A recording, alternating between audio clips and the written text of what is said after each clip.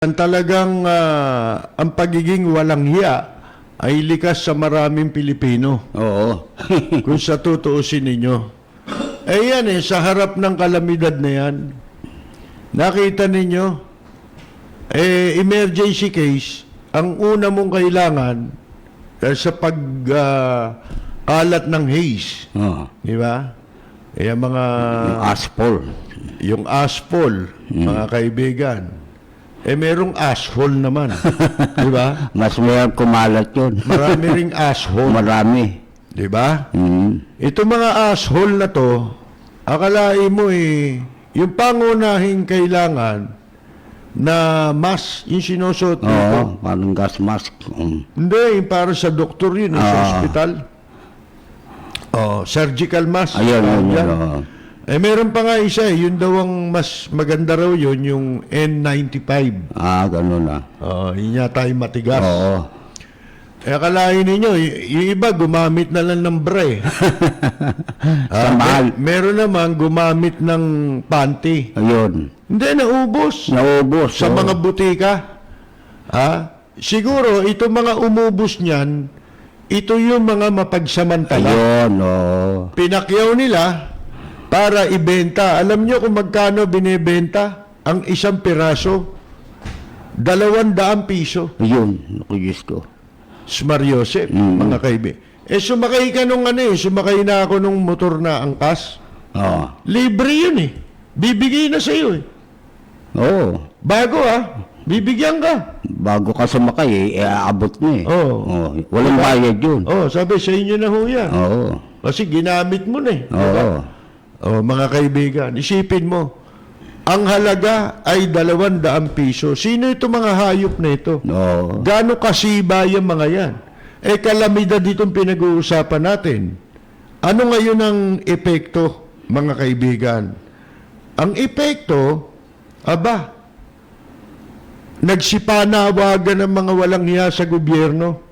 Nakakala mo, pati ito, ginamit pa sa press release para lang masabing, para may mapapalabas sa balita, para sikat sila. Oo. Alam mo ginawa? Nagsipagbigay ng warning. May senador, may vice mayor, may kung sino-sino Puro Ngayon, hayop kayo, mahuhuli nyo ba yung mga walang hiya sa pamamagitan ng babala? Hindi ba? Oo. Hindi ba maliwanag na kwan yan? Racket yan? Oo, tsaka nung magsalita sila, wala na Oo. Naisan yan Di ba? Komo yung mga tao nangangailangan. Oo. Eto, nakapagbabala kayo, wala naman magagawa yung makukuha ba yung overpricing ng sa warning? Tsaka Oo. bunganga lang? Wala, oo. Hindi pwede lip service dyan. Ganyan yan. Isipin mo, anong naging nito? Tsaka, ang napansin ko pa dyan, isang-isa, yung pagka ganyan may kalamidad, wala man lang evacuation center talaga. Hindi, dito muna tayo. Mamaya, pupunta sige. tayo ron. Oo. Isa lang, ibang bagay pa rin yun Oo. Eto, mga kaibigan, dito makikita mo, isipin mo, yung surgical mask, hindi nabubulok yan Oo. Iimbak mo. Mura lang yan Dapat, di ba, ang ultimo LGU meron yan. Oo. Dapat may supply sila niyan. Ang DOH, dapat may supply niyan. Oo, lalo na yun. Di ba? Department of Hindi, Health. pati LGU kasi Oo. mura yan Oo. Napakamura niyan kesa doon sa mga gamot na na-expire. Yun. Nabubulok lang, tinetenga lang, kaya lang binibili para makapagnakaw, Oo. makakuha ng kickback. Di ba? Gusto nga nila na-expire Hindi ba yung gamot ang pinakamalaki, isa sa pinakamalaking racket sa LGU? Oo. Sa mga local government units, mga kaibigan? Bakit yung surgical mask wala sila? Yan Oo. Ano sasabihin ngayon ng DILG? Tapos nagpapayo. Bakit wala kayo? Ba't di nyo sitahin? Ayan. Bakit may gamot kayo na expired? Pero wala kayong surgical mask na hindi na-expire? Sige nga. Yun nga. Mapakalinaw na animal na yan eh. Lalo ngayon napakaraming yung mga hindi mo inaasahang kalamidad. Oo, Kahit ba walang kalamidad yan lamang pollution, kailangan ng tao yan Oo, lalo nga sa Metro Manila, naku Diyos ko, hindi nga pwedeng wala ka yan Bakit ang tao nag-panic buying sa surgical mask? Kung meron kayo, magagawa ba nila yan? Oo. Yung pagsasamantala na magbebenta ng 200 piso bawat isa niyan, hindi nila magagawa yan kung meron ng LGU na maipoprovide. Hindi mamimuli yan. Di ba? Oo. Bakit pa kami magagawa? Libre lang ipamimigay yan. Di ba? O pumunta ka sa mga LGU, napakaraming gamot dyan. Yung iba nga peke-ipe. Di ba? Para lumaki kickback nila. Kasi hindi naman nila talaga i-distribute yun Ang purpose lang nila is i-purchase yung gamot para na sa ganun, ma-justify yung pagkuha ng pondo.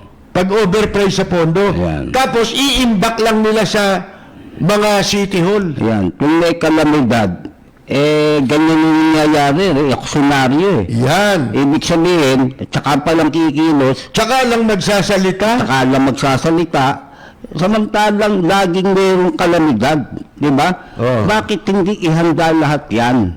Yan ang sinasabi natin. Hindi, tsaka yan, hindi mabubulok yan. Oo. Di ba? Nandyan yan. Yung susunod sa'yo, hindi nagamit sa termino mo. Hindi mabubulok yun. Hindi nabibili yung susunod, di ba? Lalo na kung idideklara mo, ito, iniwan ko ito yung mga laman ng health department meron tayong pangunahing gas mask, di ba? Surgical mask. Article mark. Mga kaibigan. Si Ethel Buba nga may panawagan Ano? Magaling yan, no? Si Ethel Buba. Oo. Ang galing yan. Mga one-liner niya. Oo. Talo sila Ano sabi? Talo yung mga matatalino Hindi, sabi naman niya, mag-ingat po tayong lahat. Even sa Rizal, may aspol na. Aspol po. Sa Malacanang, lang ang asshole. Oo, isipin mo yan. Pagka ganun na may kalamidad diyan natin Makukuha ba yung overpricing na yan? Malulupig mo ba yan sa pamamagitan ng daldal? Bunganga lang? Kasi may batas yan bawal yan yung ganyan. Nagsasamantala pagka may kalamidad.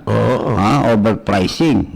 Diyan, kailangan pumasok ang gobyerno dyan Isipin mo, kahit na yung mga nagninegosyo niyan, hindi yan makapagsasamantala kung merong available yan na libre ang mga LGU.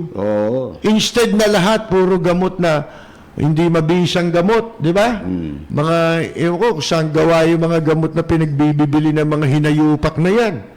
Pamimigay yung iba. Yung iba naman, talaga walang bisa, itatago lang nila. Hindi naman purposely para talaga i-distribute sa mga display lang yun.